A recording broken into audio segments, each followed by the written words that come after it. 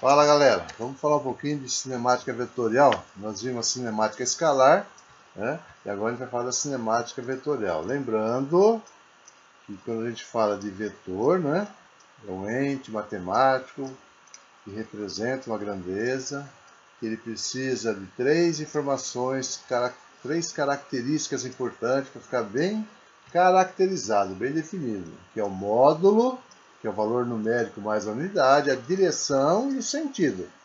Lembrando que sentido é para onde vai. Tranquilo? Beleza? Então vamos lá. Então a gente vai falar aqui de vetor posição primeiro. É o vetor que indica a posição de um móvel em determinado instante, tá? E aí a gente tem que a gente vai chamar de deslocamento, tá? Deslocamento. Como nós vimos o ΔS, que é a variação de espaço, que é o espaço final menos inicial, a gente vai ter também o deslocamento dele, tá? A variação que vai ser em função do deslocamento inicial, onde ele estava, né? Baseado numa referência, e para onde ele foi, a diferença desses dois deslocamentos, aí o nosso delta, vamos chamar aqui de delta R, tá? Então aqui um exemplo aqui, uma trajetória circular, né? No primeiro momento o móvel está nessa posição, esse vetor R inicial aqui, ele indica aonde ele estava, tá? Aonde ele estava, tá? Então ele estava baseado nesse ponto, nessa origem, ele estava aqui e depois ele se deslocou para um outro local, que é esse aqui. Então o R0 é o deslocamento inicial e o R é o deslocamento final. Nesse intervalo a gente vai ter o ΔR. ΔR o que é? É a variação do deslocamento, tá? A gente pode olhar aqui na figura que a gente tem o acompanhamento da circunferência, onde a gente tem o ΔS, que é a variação de espaço. Notem que o vetor de deslocamento ele é sempre uma reta, correto?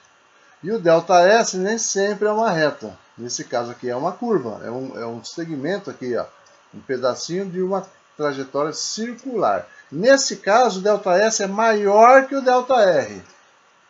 Tá? O espaço percorrido é maior que o deslocamento. Tá? Vai ser sempre assim? Não, não vai ser sempre assim. Mas como é que a gente pode comparar o espaço percorrido, ΔS, com o deslocamento? A gente tem que ter em mente o seguinte: o deslocamento ele é menor ou igual ao ΔS. O deslocamento ele pode ser no máximo igual ao ΔS. Quando que isso vai acontecer? Quando o deslocamento e o ΔS forem uma reta. Se o corpo tiver uma trajetória retilínea, o espaço percorrido e o deslocamento podem ser iguais. Tudo bem? Então vamos lá, vamos dar sequência aqui do que a gente acabou de falar aqui, tá? Então nós vamos ter aqui vetor velocidade média, tá? Vetor velocidade média. Nós tínhamos a velocidade escalar média, que era ΔS sobre ΔT, correto? Aqui nós vamos ter o vetor velocidade média, que vai ser o quê? O ΔR, que é a variação do deslocamento, dividido pelo intervalo de tempo, que é isso aqui. Tranquilo, gente? Vamos lá, dando sequência. Então nós tínhamos aqui antes a nossa velocidade escalar média, que é ΔS sobre ΔT, e agora nós temos a velocidade, né, o vetor velocidade média. Vetor velocidade média. Tá? Então nós temos aqui o que eu acabei de falar, né? O ΔR, que é o deslocamento, ele é menor ou igual ao ΔS.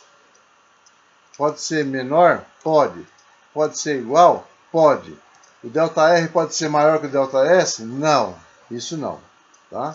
E se isso acontece, a gente pode afirmar também que a velocidade vetorial média, ela também vai ser menor ou igual à velocidade escalar média. Claro? Porque o tempo aí é o mesmo, né? O tempo para deslocar tanto a questão vetorial como a escalar, a gente comparando os dois, o intervalo de tempo é o mesmo. Então, quem tem menor espaço tem menor velocidade. Certo? Então, importante isso aqui, tá? Vetor velocidade média é a variação do deslocamento sobre ΔT. Velocidade média, a gente já conhecia, né? É o ΔS sobre ΔT. Certo? E se o ΔR ele pode ser menor ou igual ao ΔS, a mesma coisa acontece com a velocidade vetorial e a velocidade escalar. Tá? A gente faz essa mesma comparação também. Tranquilo?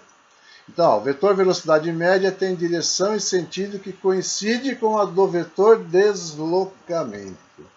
Tá? Isso é óbvio, né? Vai estar sempre relacionado ao deslocamento.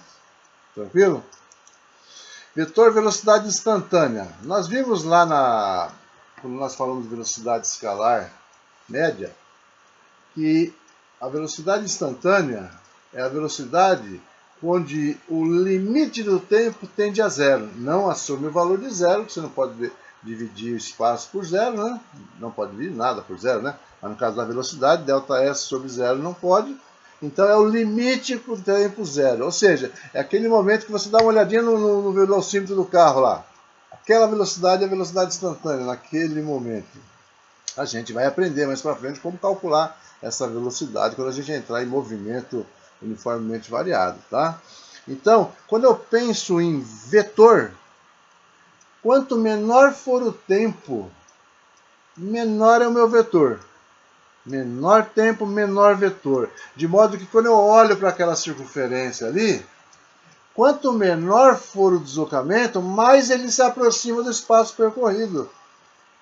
Quanto menor for o tempo, menor é o deslocamento e mais próximo esse deslocamento é do ΔS. Então a velocidade instantânea, o vetor velocidade instantânea, ele é igual à velocidade instantânea, velocidade escalar instantânea. Tudo bem, gente? Então, ó, considerando que a velocidade vetorial instantânea é definida no instante tendendo a zero, no limite extremo, o pequeno deslocamento vetorial se confundirá. Então vamos deixar bem marcadinho aqui, ó. O pequeno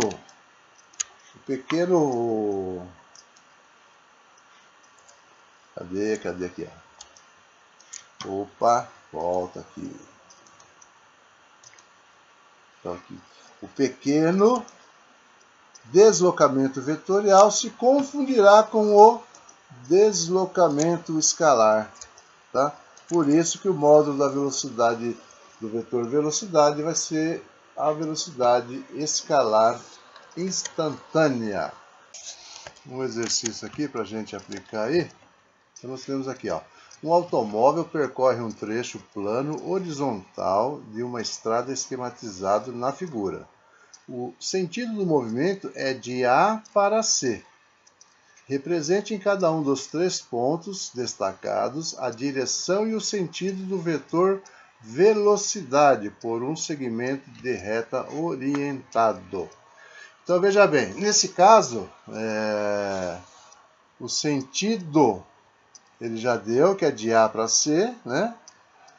Ele quer que a gente represente aqui a direção,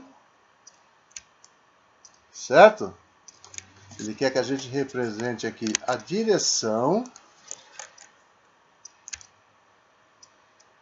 do vetor velocidade por um segmento orientado. Então, o que a gente vai fazer? Colocar um segmento orientado no ponto A, no ponto B e no ponto C.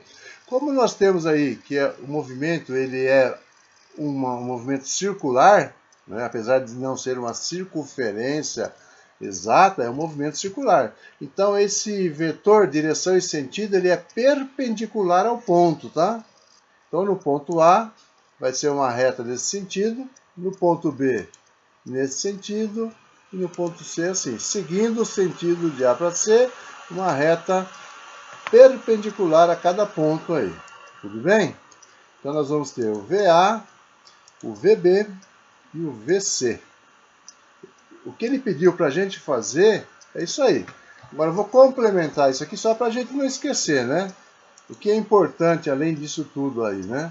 O importante além disso tudo é a gente saber que cada ponto A, B e C vai ter o quê? vai ter o seu módulo, a sua direção e o seu sentido, certo?